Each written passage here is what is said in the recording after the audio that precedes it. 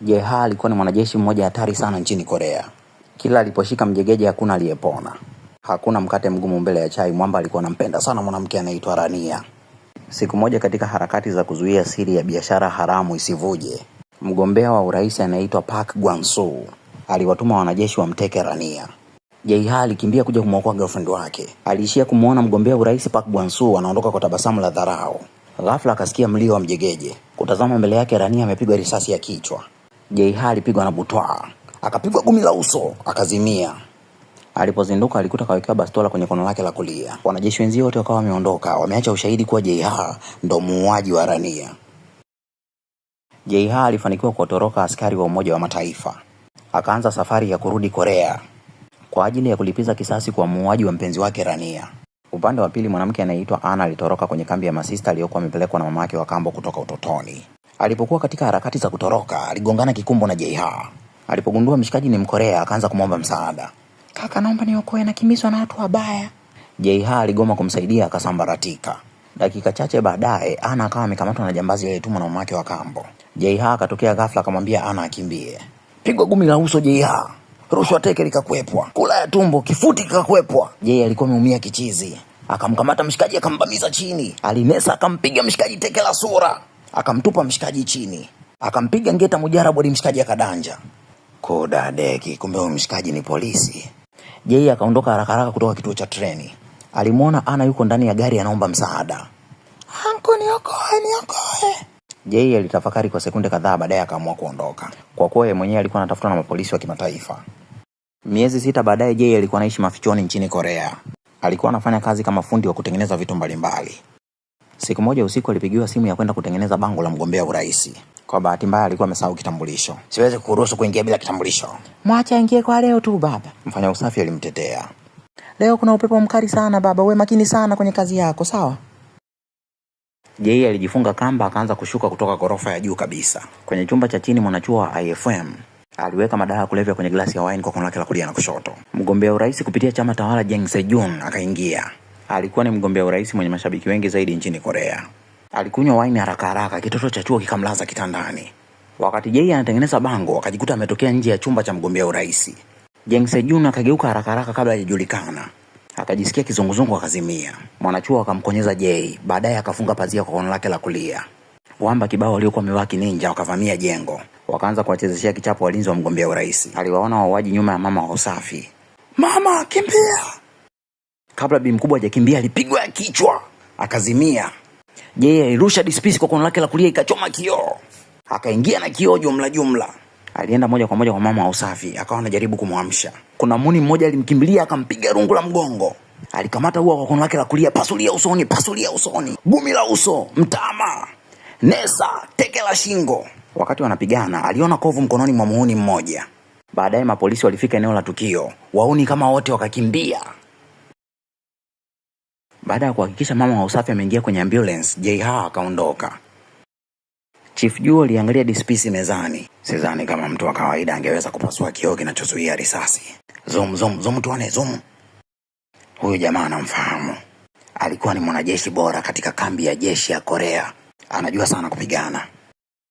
Baada ya kuokolewa, mgombea urais alimpigia simu mke wake. Naomba udili na kijana mtengeneza mabango na ule mwanachuo. Nilijua tu atataka msaada wangu. Jang Se-jun alitumia hela za mke wake kwa ajili ya kufanyia kampeni za kugombea urais. Wakati mke wake Eugene anasubiri kwa hamu kuwa first lady wa Korea. Kok Chae-wan, watume vijana wako wakamuue mtengeneza mabango. Jae alikuwa anapanga nguo kwenye begi kwa ajili ya kuondoka nchini Korea. Ghafla akasikia makelele nje. Kuna kitu hakiko sawa. Alipochungulia aliona wanajeshi kama wote wanatanda nyumba yake. Chief Juo alienda kwa Kok Chae. Waambie wanajeshi uliowatuma warudi, la sivyo wanajeshi wako wote watakufa. Kok Chae alicheka sana, alijua Chief Juo anatania. Hakujua kuwa Jae-ha ni muuaji hatari sana na anawachezea kichapo wanajeshi wake. Kwa bahati nzuri, Jae-ha hakutaka kumuua mwanajeshi hata mmoja. Baada ya dakika 5 wanajeshi wote wakawa wamezimia nyumbani kwa Jae-ha. Chief Juo alipofika alikuta Jae-ha ameshaondoka tayari. Nimefurahi sana kuona hakuna hata mmoja aliyekufa. Kwa kuwa alikuwa anatafuta na polisi, Jae aliamua kwenda kujificha Korea vijijini. Alipokuwa njiani, alimsaidia mzee mmoja hivi kutengeneza gari yake. Mzee alimkaribisha Jae kuja kuishi nyumbani kwake. Wewe na timu yako nzima mmeshindwa kumuua mtengeneza mabango? Madam JR sio mtengeneza mabango wa kawaida. Nilipokuwa kamanda wa jeshi, JR alikuwa ni mwanajeshi wangu bora kabisa. Alifukuzwa kazi jeshini. Sasa hivi anafanya kazi kama muuaji wa kukodiwa. Nchi mbalimbali huwa zinamkodisha kwa ajili ya kwenda vitani. Sidhani kama kuna mwanajeshi yote hapa nchini Korea anaweza kumkamata JR. Maneno ya chifu ya kumwingia akilini Eugene. Tuma mtu mwingine akamuue JR. Muuaji mmoja akamfuata JR hadi kijijini. Aliwafunga wale wazee kamba, akawaambia wataje JR yuko wapi, la sivyo anawachoma moto. JR alirudi kutoka dukani. Teke la tumbo, vunja mkono, kwepa, daka mikono. Alinesa akampiga mshikaji bonge la teke la moyo.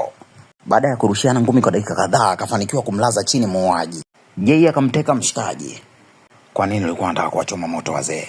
Bosi aliniambia ni muue mtu yoyote yule ambaye anakusaidia.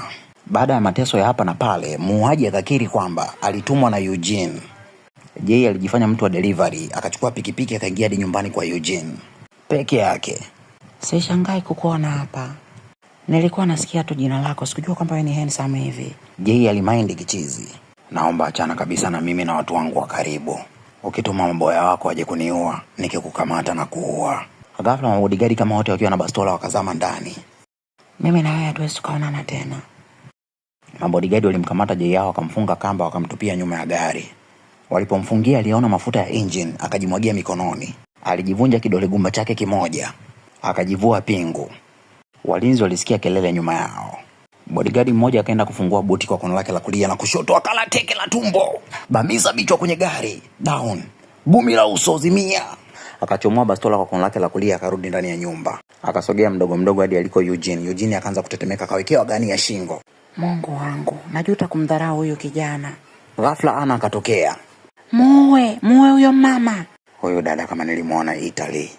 Ana ni mtoto wa nje ya ndoa wa mgombea urais Jang Sejong baada ya mama yake kujiua.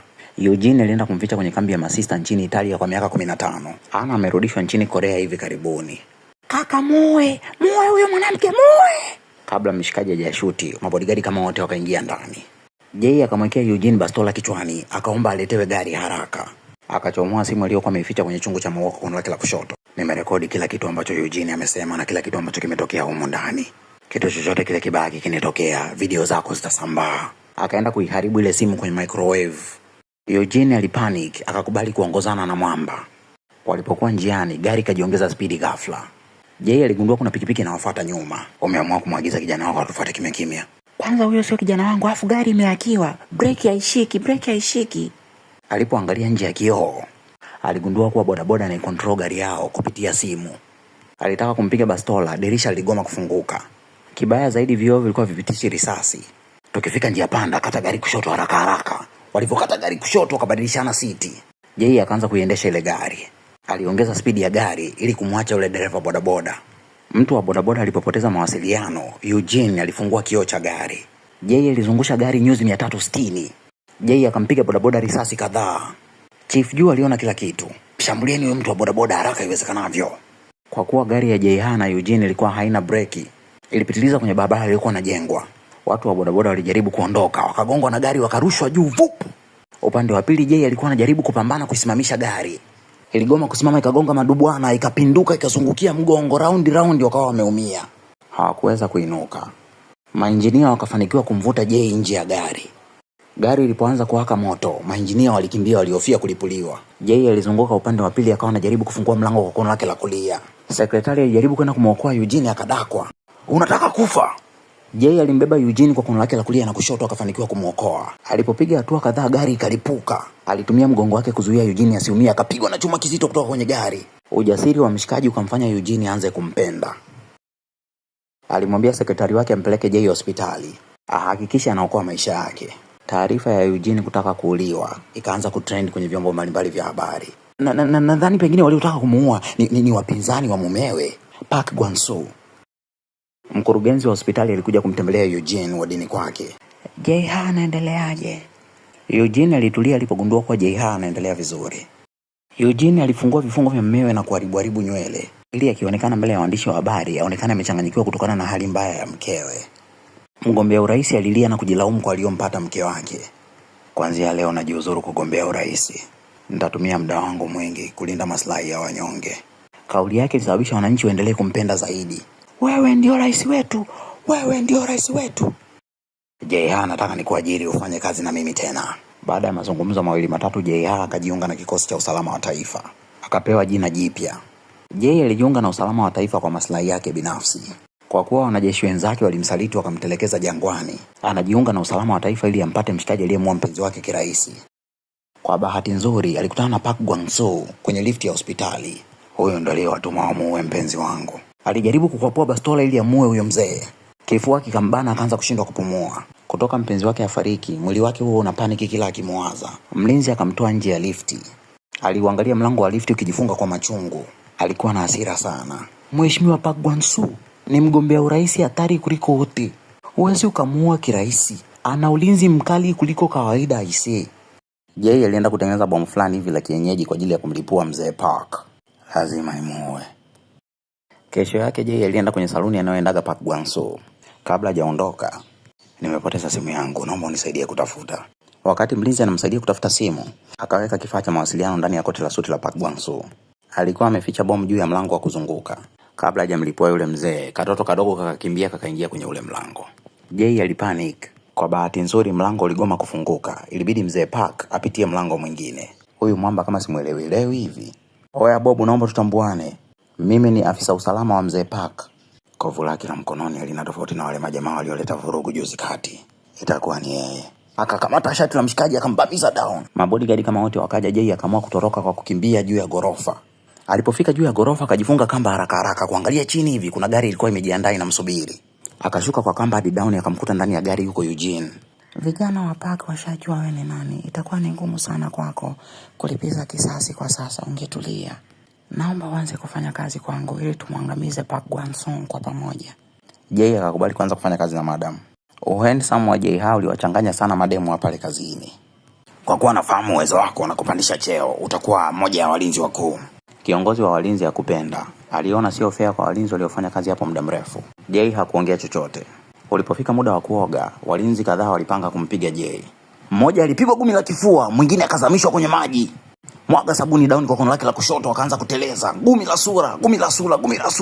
Chifu alifurahishwa na uwezo wa Jay. Mkuu wa ulinzi alianza kuwapangia vijana wake majukumu mbalimbali. Jay, wewe utakuwa bodyguard wa mtoto mgombea urais. Ana, sawa. Kabla ya uchaguzi, hakikisha Korea haijui kama kuna kiumbe kinaitwa Ana. Hakikisha unamficha sana Ana na kwa siri, sawa? Jay alikuwa anamonitor maisha ya Ana kupitia CCTV kamera. Alitakiwa kuhakikisha Ana atoki nje ya nyumba. Usiku Ana alitoka nje ya chumba chake. Jay akashtuka. Akaanza kumwangalia kwa ukaribu. Alienda jikoni akawa anatafuta kitu. Alikamata mfuko wa tambi kwa kono lake la kulia na kushoto. Akaanza kucheza kwa furaha. Jay alifurahishwa na uchezaji mziki wa Ana. Ana akaweka sufuria juu ya jiko kwa kono lake la kulia na kushoto. Kwa bahati mbaya mtoto wa kishua alishindwa kuwasha jiko. Akaondoka kwa masikitiko makubwa. Huyu binti vipi? Ilitakiwa afungue kwanza valve ya gesi ile. Alienda kuvuta sigara nje. Ili anataka kuwasha sigara. Akaona kivuli juu ya bati. Akapanda juu kuangalia nini kinaendelea. Kumbe ni huyo dem. Ana alikuwa yuko juu ya bati anakula tambi pamoja na paka. Mtoto wa paka akawa anaondoka na mama yake. Hawa paka wamenikumbusha marehemu mama yangu. Jay alirudi ndani ya nyumba akakutana na picha ya Ana akiwa amepiga na wazazi wake. Namwonea huruma sana Ana.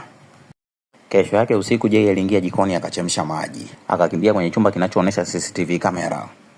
Ana alivyoingia jikoni alifurahi sana kuona kaandaliwa kila kitu. Sasa humo jikoni kamera za nini? Akaiziba kamera na mfuko. Huyu mtoto anataka kufanya nini? Alibadilisha engo ya kamera akamuona, nafsi yake ikatulia. Ana alikuwa anapenda sana kujiimbia nyimbo na kucheza. Jay alikuwa anaenjoy sana kuangalia show za bure za Ana. Bosi, nimepata taarifa kuwa shangazi yako amefariki. Alijiandaa akaenda msibani kwa ajili ya kurithi mali alizoachiwa na shangazi yake. Makaburini kulikuwa kuna ulinzi mkali sana. Baadhi ya walinzi hawakuruhusiwa kuingia. Madam Eugene alimuomba Jay aongozane naye makaburini. Baada ya mazishi, Eugene alienda moja kwa moja kwenye kikao cha familia. Kabla hajaenda kwenye kikao, Jay alimwekea kalamu maalum kwenye mkoba wake. Utabonyeza hiyo peni ukiwa hatarini. Alipoingia ndani ya kikao, mlango ukafungwa kwa nje. Mwanasheria alisema, shangazi kaacha urithi wa hisa zote kwa Eugene.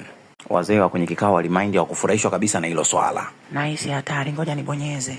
Nje ya kikao, Jay alikuwa anasikiliza kila kinachoendelea. Eugene, mimi kama anko wako nataka kununua share zako zote. Kabla Eugene hajajibu, mimi kama mmeo naunga mkono. Walikuwa wameshirikiana kumdhulumu mali. Eugene alinuka kwa hasira akaipiga peni kwa bahati mbaya kwa lake la kushoto ikadakwa. Mungu wangu, nimeshapoteza namna ya kuwasiliana na Jay. Nahisi madamu yuko hatarini. Akakamata mwamvuli kwa kono la kushoto akaanza kuelekea kwenye kikao. Aliwachezeshea kichapo walinzi wote koridoni. Alienda kubonyeza alarm ya moto. Maji yakaanza kumwagika kwenye chumba kilichokuwa kinafanyika kikao. Wazee wote wakapaniki wakawaambia walinzi wafungue mlango. Madam Eugene aliganda kujua nini cha kufanya. Mwamba akamsogelea madam, akamfunika mwamvuli kwa kono lake la kulia. Usiogope. Yeye akaanza kuondoka na madam mdogo mdogo. Hawakuongea neno lolote. Kuanzia siku hiyo madam akaanza kumpenda Jay mdogo mdogo. Jay akapata nafasi ya upendeleo ya kuingia hadi makao makuu ya kampuni. Walikuwa wanajiandaa kupambana na Park Gwang-soo. Madam Eugene alikuwa anataka kuyafahamu maisha ya Jay kiundani. Jay hakuongea kitu. Ofisi yetu ina teknolojia kubwa sana. Tuna video za siri za watu maarufu karibia wote duniani. Kioo chetu cha miujiza kinanisikiliza mimi tu. Kinajibu kila swali ninalouliza. Uwazi wa madam ulisababisha Jay aanze kufunguka. Park Gwang-soo alimuua mpenzi wangu. Kioo kikaleta taarifa za Park Gwang-soo. Jay na Eugene walishangazwa na mambo aliyoyafanya Park Gwang-soo. Alikuwa anawauzia silaha waasi. Rania aligundua hii biashara haramu alipokuwa anafanya kazi kama mkalimani. Wakaamua kumuua. Upande wa pili Ana alikuwa anaangalia TV akagundua kwa babake ataenda ibadani kesho. Alikuwa anaamini babake hajaja kumtembelea kwa kuwa anamuogopa sana mamake wa kambo. Akapanga kutoroka. Bodyguard alipoenda kuweka vitu ndani ya friji, Ana alimwekea madawa ya kulevya kwenye kahawa yake. Akachukua kitambulisho na wallet akavaa kama bodyguard akatoka nje. Alifanikiwa kutoroka. Ana alienda moja kwa moja hospitali kumtembelea beki tatu wa mama yake. Akili ya yule beki tatu ilikuwa tayari imeshavurugika lakini alikuwa anapayuka. Mama anakimbia. Kabla Eugene hajakuua, kimbia. Hii inamaanisha kuwa Eugene ndo aliyemuua mama yangu. Mama yangu hakujiua. Upande wa pili Eugene alikuwa anamsaidia mume wake na kampeni. Wakamshika mzee huku na huku wakaongozana naye hadi kanisani ili jamii ione kama wanajali wazee. Walishangaa kumuona Ana yuko kanisani na amevaa kama masista amesimama mbele kabisa. Huyo mtoto asije akaniharibia kampeni yangu. Chama changu kikijua kuwa na mtoto nje ya ndoa hakitaniruhusu kushiriki katika uchaguzi. Mabodyguard walijaribu kwenda kumkamata Ana padi akamwambia siruhusu watu kutembea tembea. Masista walipomaliza kuimba wakaondoka. Ana alibaki peke yake mbele ya kanisa. Alitokwa na machozi kama yote huku akimtazama baba yake. Mgombea urais hakutaka kuangaliana naye macho kwa macho. Akileta nywenywe nitamuua. Ana aliishia tu kumwangalia baba yake, hakusema kitu chochote akaondoka. Jay akapokea barua kutoka kwa Ana. Barua ilikuwa imeandikwa, baba, naomba tuzungumze mimi na wewe. Hata sijui huyo mtoto yuko wapi kwa sasa hivi. Mbona ananiletea matatizo namna hii? Ana alienda kukaa kwenye bustani ambayo walikuwa wanakaa yeye na wazazi wake utotoni. Kuna majenzi walikuwa wanapiga selfies kama zote. Kwa bahati mbaya kwenye moja ya selfie Ana akatokea. Ile picha ilivyopostiwa online, walinzi wa Eugene wakajua Ana alipo. Mungu, naomba baba aje ili niongee naye. Alipofumbua macho, alimuona Jay ameshika ice cream 2. Chukua hii hapa ice cream ya strawberry, babako amekununulia. Ana alifurahi akafakamia ile ice cream. Ghafla akaanza kupata tabu kupumua akazimia.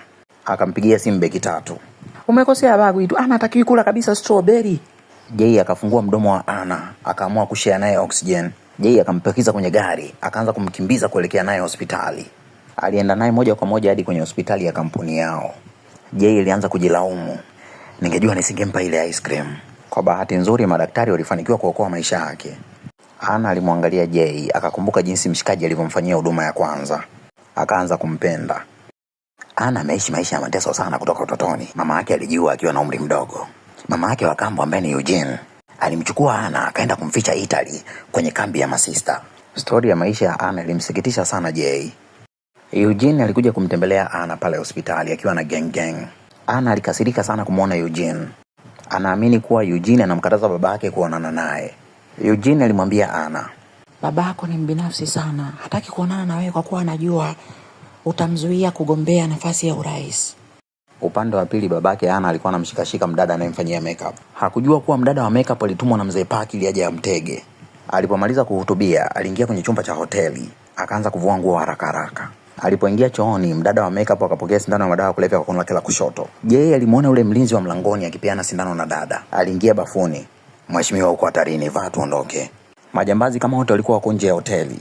Jay alimchukua mgombea wa urais akatoroka naye kupitia mlango wa nyuma. Nimehatarisha maisha yangu ili kukuokoa kwa ajili ya kukwambia kuwa leo mwanao alitaka kujiua kwa kula strawberry kwa makusudi. Mgombea urais alipiga kioo kwa hasira. Sitaki kuongea na mwanangu Ana kwa sasa kwa sababu Eugene anaweza kaniua. Nikifanikiwa kuwa rais wa nchi nitaacha kumwogopa Eugene na Ana atarudi kuwa mtoto wangu. Kwa sasa Eugene ana connection, anaweza kumchukua Ana kaenda kumficha nchi za nje. Naomba umlinde mtoto wangu kwa ukaribu hadi pale nitakapokuwa rais. Madam Eugene alipata taarifa kuwa mume wake ameenda kumtembelea Ana hospitali. Akaanza kuangalia kupitia kamera za CCTV. Mzee aliangalia kamera akaanza kuongea kwa umakini. Acha kutoroka nyumbani, msikilize mama yako Eugene, sawa? Sawa we mtoto. Watu wote walipoondoka, Ana alimpa babake kumbato mujarabu. Baba, Eugene alimuua mama yangu. Mshua alimwangalia Ana kwa sekunde kadhaa. Naomba usimsingizie mamako akambo kwamba alimuua mamako. Utanisababishia matatizo. Ana alipata hasira, akamnunia babake akarudi kulala. Akaamini maneno ya Eugene aliyomwambia kwamba babako hakupendi hata kidogo. Anajutia kuwa na mtoto kama wewe. Jay alienda kumchukua Ana hospitali. Huyu kaka yuko tofauti kabisa na mabodyguard wengine, nikiwa naye najisikia amani. Ile wanashuka tu kwenye gari, Jay aliona kuna mtu anapiga picha akamficha Ana. Ana alipokuwa nchini Italia, mwanamitindo mmoja maarufu alikutana naye barabarani akampiga picha akamposti kwenye mitandao. Mwanamitindo alivutiwa sana na uzuri wa Ana. Alisema mtu yote atakayefanikiwa kumpata Ana atapata pesa nyingi sana. Nimeshagundua namna ya kumlinda Ana. Alimtuma huyu mzee avujishe taarifa kwa waandishi wa habari. Ana anayetafuta na mwanamitindo maarufu yuko nchini Korea. Waandishi wa habari wakaizunguka nyumba anayoishi Ana. Eugene hakutaka habari za Ana zivuje, akawatuma wauaji waende wakamuue Ana. Bahati nzuri Jay alikuwa amejipanga. Alimuua sniper wa kwanza, akamuua sniper wa pili. Muuaji namba 1 nchini Korea akavamia nyumba. Kipepsi cha mgongo ngumi kakwepa, teke likapantuliwa. Upande wa pili bodyguard wa kike alifanikiwa kumuua muuaji aliyekuwa amejificha katikati ya waandishi wa habari. Ana akatoka nje ya nyumba kwa ajili ya kuongea na waandishi wa habari. Marehemu mamangu ni mwigizaji Amrierin. Eugene aliogopa kichizi. Ana akadanganya. Babangu pia ni marehemu, anaitwa Go Jun-ho. Sekretari wa Eugene alitumia simu yake kuwasha mwanga ulioichanganya akili ya Ana. Jay alikamata kono la kulia la muuaji akaanguka naye chini. Akafanikiwa kummaliza muuaji. Baadaye Jay aliitwa na Eugene. Umefanya vizuri sana kuita waandishi wa habari. Sidhani kama Jay ana lengo zuri na wewe madam. Angekuwa na lengo baya na mimi asingeokoa maisha yangu. Kuanzia siku hiyo ukaribu wa Ana na Jay uliongezeka. Ana akaacha kula chakula kwa kujifungia peke yake akawa anakula chakula na watu wengi. Jay alienda moja kwa moja hadi makao makuu. Ukimzingua madam Eugene atakuua. Jay hakujibu kitu chochote, aliingia moja kwa moja kwenye kikao. Jay, kwa nini umemsaidia Ana? Wewe ni katili na mbinafsi sana. Ulikuwa tayari kuwaua wale wazee. Uko tayari kumuua Ana. Ili mradi tu mambo yako yaende. Una utu. Sitakubali kabisa Ana uliwe kama alivyouliwa mpenzi wangu Rania. Maneno ya mshikaji yalimuumiza sana Eugene lakini alipotezea. Tuachane na hayo, tufocus kwenye kumuua Park Gwon-soo. Tupambane kutafuta ushahidi wa biashara zake haramu. Alipokuwa anaondoka, alimuona kaka yake akiwa ameongozana na Ana. Bro, umepanga kufanya nini na huyo Ana? Hakuna kitu kibaya, anataka kumpeleka Ana kula chakula kitamu. Eugene alimtuma Jay aongozane nao kwa ajili ya kumlinda Ana. Huyu mshikaji alikuwa na lengo baya na Ana. Alifanikiwa kumtorosha Ana mbele ya macho ya Jay. Eugene alipogundua kwamba Ana ametekwa alimind kinoma. Akawatuma vijana wake waende wakamtafute. Mwamba akampigia simu Jay akapokea kwa kono lake la kulia. Nimekutumia location ya Ana alipo. Jay aliendesha gari kwa spidi, nafsi yake ilitulia alipogundua Ana yuko salama. Ana alipata taarifa kuwa mtu yoyote anayemjua kiundani yuko katika hatari ya kuuawa. Akampigia simu anko wake ili amlinde yeye pamoja na watu wake wa karibu. Dada kama dada, nataka share zote ulizoachiwa na shangazi, la sivyo nitavujisha siri zako. Ana na Jay walikuwa wanakimbizana baharini kama wapenzi fulani hivi. Walienjoy maisha ya kisiwani. Ana alikuwa na furaha sana kila akiongea na Jay. Sitaki kumpenda ule mkaka, sitaki kumpenda. Ana alipokea ripoti ya kifo cha mama yake. Madaktari wanasema kuwa mama yangu akufa kwa kuzidisha madawa ya kulevya. Alichomwa sindano yenye sumu. Ana alienda moja kwa moja hadi kwenye show ya TV ya Eugene. Nitahakikisha muuaji wa mama yangu anakamatwa. Jasho lilitoka juu ya komo la Eugene. Alikuwa anaogopa sana. Akawatuma vijana wake wamuue Ana lakini wamuache Jay. Wauaji waliojifanya kuwa ni mafundi waliingia kwenye jumba analoishi Ana. Jay aliona kuna mlinzi amefariki, akajua tayari kimenuka. Wauaji walivaa mask. Wakafungua hewa yenye sumu kutoka kwenye mabegi walioingia nayo. Jay alimnyanyua Ana kwa kono lake la kulia na kushoto akamtorosha kupitia singboard. Akampigia simu Eugene, kwa bahati mbaya sekretari wake akapokea. Sekretari alikuwa anamchukia sana Jay. Aliwaagiza vijana wamuue Jay pamoja na Ana. Hewa yenye sumu ilisababisha mabodyguard washindwe kupigana. Da kwa mkono, vutwa, kifuti. Ana aliona Jay amezidiwa nguvu, akaruka akapiga watu na lile fire extinguisher. Mwisho wa siku Ana na Jay walizimia. Mgombea urais alipewa kesi akakamatwa na polisi ili kesho yake asihudhurie katika zoezi ya upigaji kura. Aliyepanga njama zote hizi ni mhasimu wake mkubwa Park Gwan-soo. Eugene akaitisha kikao cha dharura. Park Gwan-soo auawe usiku wa leo. Sawa bosi. Jay alikubali kwenda kumuua mzee Park Gwan-soo, lakini kwa sharti moja. Eugene anatakiwa kumwacha Ana hai na kumfukuza kazi sekretari. Sekretari alikubali kuacha kazi. Akampigia simu kiongozi wa ulinzi. Hakikisha unamuua Jay usiku wa leo. Eugene alikuwa na hofu kubwa sana juu ya usalama wa Jay. Ukiona mambo yamekuwa magumu, achana nayo, naomba urudi. Jay aliamini Eugene hamaanishi anachokiongea. Ana, nakuahidi nitarudi salama. Park Gwan-soo alipokea taarifa kuwa wauaji watavamia nyumba yake usiku wa leo. Akafurahi sana. Akaamua kwenda kujificha nje ya mji. Hajui kuwa aliyemvujishia taarifa ni kijana wangu. Jay na kiongozi wa ulinzi walijifanya ni maaskari. Walimfuata nyuma. Bodyguard aliuliza swali wakashindwa kujibu. Akagundua kuwa hawa ni wahalifu. Kabla hawajauawa, masniper wakamuokoa Jay pamoja na mkuu wa ulinzi. Bodyguard alifanikiwa kumkimbizia ndani mzee Park Gwan-soo. Jay na mwenzio waliendelea kuwafuata huku wakimimina risasi. Kiongozi wa ulinzi alipigwa risasi ya bega. Ile anataka kupigwa ya kichwa, Jay akaja kumuokoa. Mwamba akaslide na kiti katikati ya kurushiana risasi. Akaingia kwenye chumba kabla lango halijafungwa. Park Gwan-soo alipiga magoti akaanza kuomba msamaha huku analia, "Nisamehe kijana."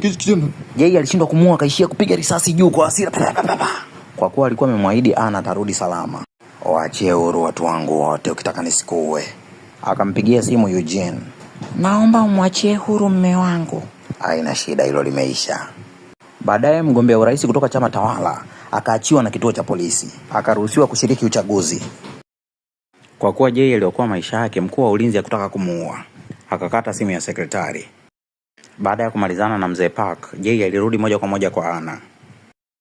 Mgombea urais alirudi nyumbani kwake kwa hasira. Alimfuata Eugene, akamzaba kofi. "Ukimuoa Ana, nitasitisha mkataba wetu."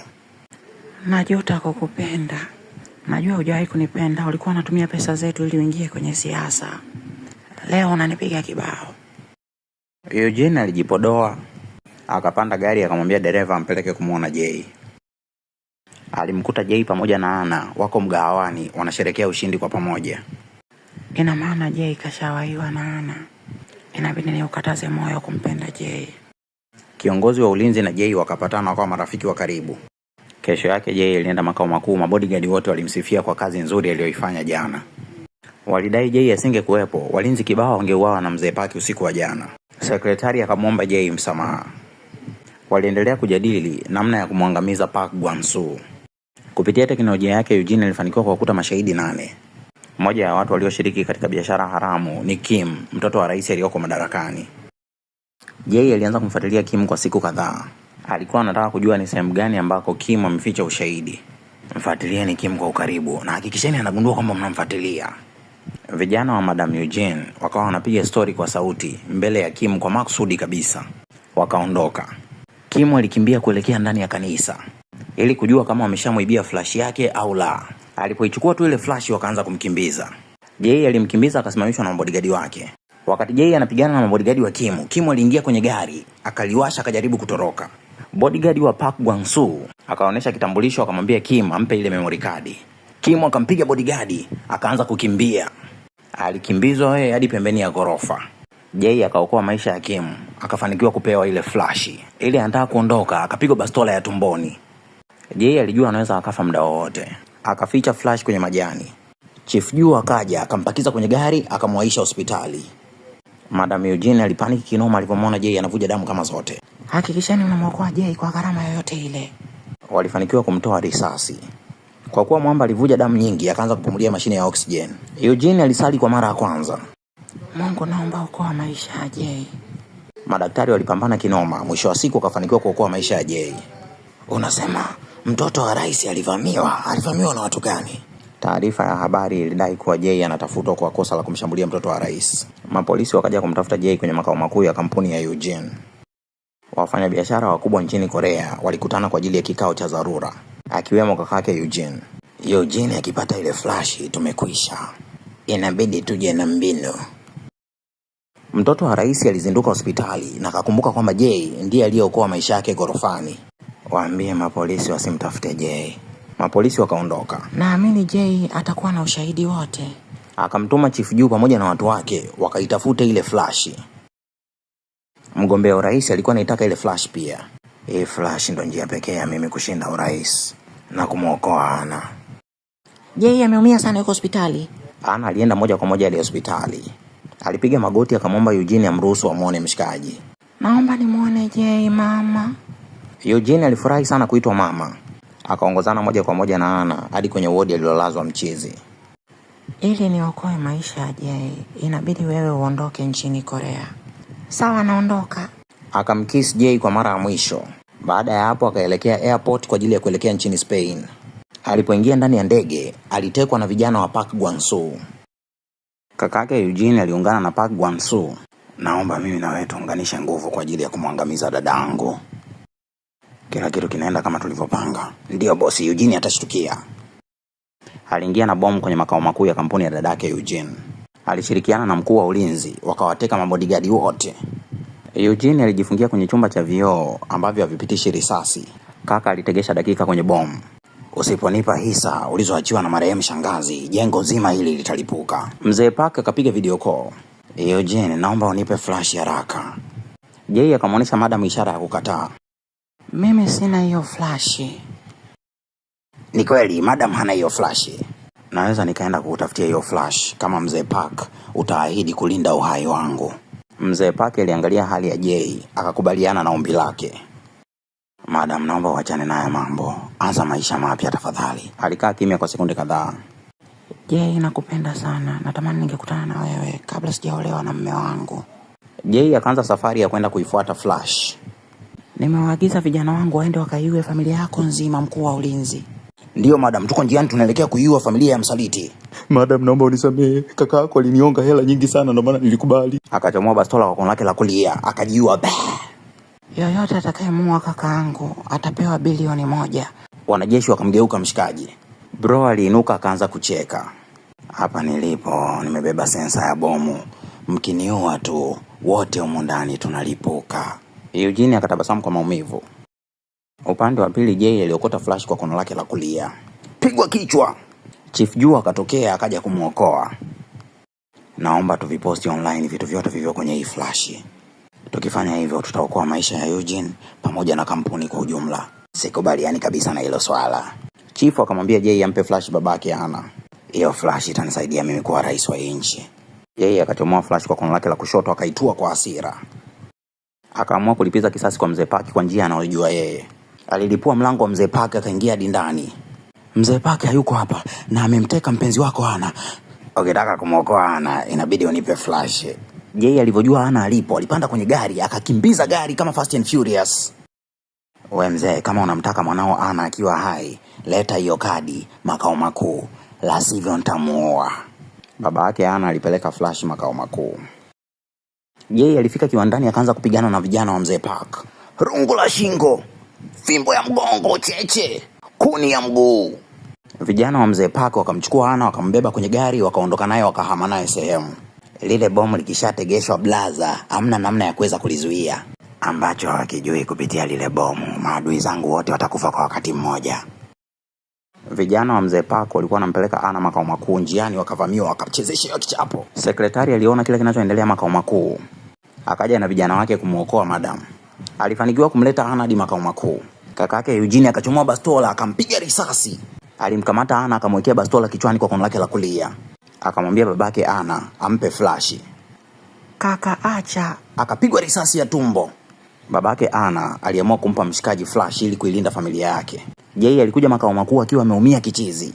Akamwambia babake Ana, "Hilo bomu alizuiliki." Kakake Eugene alienda kuangalia bomu. Kuda dadeki. Ina maana mzee Park amenizunguka. Ghafla umeme ukakatika, jengo zima ukawa na giza. Baada ya sekunde standby generator liliwasha umeme. Lift ziliacha kufanya kazi. Hali ya Madam Eugene ilizidi kuwa mbaya. Miaka 15 iliyopita babangu aliwatuma watu kwa ajili ya kwenda kumuua mamako mzazi. Nilipofika eneo la tukio, nilitaka nipigie simu hospitali. Kwa kuwa nilikuwa nampenda babako, nikaacha mamako afe. Naomba nisamehe. Ana akamsamehe Madam Eugene. Yeye alipanga kutumia kamba kumuokoa kila mtu. Kakake Eugene alimwekea Ana bastola, akawa mtu wa kwanza kutoka ndani ya chumba chenye bomu. Kabla hajaondoka alimpiga ya mguu Jay. Alipofika juu alifungua kamba kaitupa ili waliobaki washindwe kujiokoa. Jay alipata mbinu mpya kichwani, akajikokota hadi kwa Eugene. Madam Eugene, naomba uondoke sasa hivi. Nimechoka, liwalo na liwe. Wote wanne walijikokota mdogo mdogo hadi kwenye lifti. Jay alimwambia kiongozi wa ulinzi akatekate kamba za kwenye lifti. Alisema kuna nafasi katikati ya lifti itakayopunguza makali ya bomu. Ghafla mgombea urais akatoka nje ya lifti. Sijawahi kuwa baba mwema, leo nataka nifanye kitu kwa ajili ya mwanangu Ana. Alilivutia bomu kwenye chumba kisichopitisha risasi. Hiyo ndo ilikuwa njia pekee ya kulizuia bomu lisilipue jengo zima. Ondoka. Aliamua kumkumbatia Eugene ili wafe pamoja. Walinzi 4 na watu 3 waliokuwa ndani ya lifti hawakulipuliwa na bomu. Mwezi mmoja baadaye, Jay alienda mahakama ya kimataifa kufichua uovu wa mzee Park. Baada ya hapo alirudi nchini Korea, akamnyonga mzee Park. Sekretari alifanikiwa kumuua kakake Eugene na kulipiza kisasi. Ana akawa mrithi wa hisa ambazo mamake aliachiwa na marehemu shangazi yake. Ndoto za Ana zilikuwa ni kuishi maisha ya kawaida. Alichukua memory card, akavujisha biashara zote haramu zilizokuwa zinafanywa na wafanyabiashara wakubwa nchini Korea. Baada ya hapo yeye na Jay walihamia nchini Spain. Wakaanza kuishi maisha ya bei ya jioni yenye furaha sana. Mstatili wetu ndo naisha hivyo, unaitwa The K2. Kabla hujaondoka, hapo chini kuna story ya mtoto wa bilionea aliyempenda Deva bodaboda. Pia hapo chini kuna story ya jamaa aliyetembea na wadada 3 kutoka familia moja bila wao kujuana. Pia hapo chini kuna story ya mchungaji aliyetegwa na binti mapepo la ngono. Nataka kujua kama mchungaji alitoboa au la. Story nzima iko hapo, haina part 2 wala nini. Naomba like, subscribe, comment, share. Usipotaka usishare, usicomment, usilike, usisubscribe. Simu ni ya kwako, bando la kwako. Sikupangia cha kufanya. Kama mwenye hasira za karibu, acha kuangalia shorts, angalia movie nzima kama hii hapa. Ukiangalia shorts utanifogea kwenye comment, utanitukana, na mimi ni Lastborn, huwa sifogewi, nitapaniki, nitafuta hiki channel, wote tutakosa maburudani kama haya. Mliokuwa mnasemaga huyu mkaka amalizagi movie, hajawahi kumaliza movie, nini. Acheni nyunyunyi jamani. Kweni wavumilivu, kila movie niliyopost kwenye shorts itamalizika. Sawa, siwezi kumaliza movie zote kwa wakati mmoja. Na muombea aliyekuashia wifi asibadilishe password ili uendelee kuwa hewani daima, uendelee kuenjoy mavitu mazuri matamu sweet kupitia Fredflix TZ. Pia simu yako idumu na chaji kwa muda mrefu ili uendelee kuwa hewani hapa. Na kama unaishi sehemu ambayo mnashare umeme, basi wapangaji wenzio wasiwe wanasumbua kulipa umeme ili uwe na power ya kutosha ya kuendelea kuwa hewani. Asante kwa ambaye unanitazama kupitia Tecno, kupitia Redmi, kupitia Samsung, kupitia Sony, kupitia Google Pixel, kupitia iPhone, kupitia simu yoyote maakwa sijui manini, yani kupitia simu yote ambayo unanitazama. Pia asante kwa ambaye unanitazama kupitia Smart TV, asante kwa unanitazama kupitia tablet, asante kwa unanitazama kupitia simu iliyopasuka kioo. Nashukuru sana kwa support yako. Asante kwa unanitazama kupitia kutoka Zambia, asante kwa unanitazama kupitia kutoka USA, kutoka Uholanzi, kutoka Jamaica, kutoka Qatar, kutoka Dubai, kutoka Kongo, kutoka Kenya, kutoka Uganda, kutoka Tanzania, kutoka Njombe, kutoka kila sehemu ambao unanitazama sasa hivi, kutoka Tandahimba huko na kila sehemu ambao unanitazama, kutoka Kigoma. Asante sana, nashukuru. Hakuna Fredflix TZ bila wewe. Toa maoni yako hapo chini, nini kiongezwe, nini kipunguzwe kwa ajili ya kuboresha channel yetu. Pia niambie ni movie gani nyingine ungependa ni tafsiri kwa Kiswahili, nami nitapita nao bila kuiku, bila hiana, bila ndendele. Nashukuru sana kwa kila mtu ambaye anaendelea kusubscribe. Hadi sasa hivi tuna subscribers zaidi ya 95,000. Ni wengi kichizi, watu 95,000 jamani. Nashukuru sana, sina cha kuwalipa. Tukifikisha subscribers 100, nitampa zawadi mtu ambaye anaongoza kwa kucomment kwenye page yangu. Atapata bonge moja la zawadi. Sisemi sasa hivi ni zawadi gani, ile itakuwa ni surprise. Tuendelee kusupportiana, tuendelee kufollowiana kwenye mitandao ya kijamii. TikTok unapatikana kupitia Fredflix TZ, Facebook kuna page inaitwa Fredflix TZ, na pia Instagram kuna page inaitwa Fredflix TZ. Tukutane huko kwa ajili ya updates za vitu mbalimbali. Asante sana kwa kutazama Fredflix TZ hadi hapa. Kumbuka hakuna Fredflix TZ bila wewe.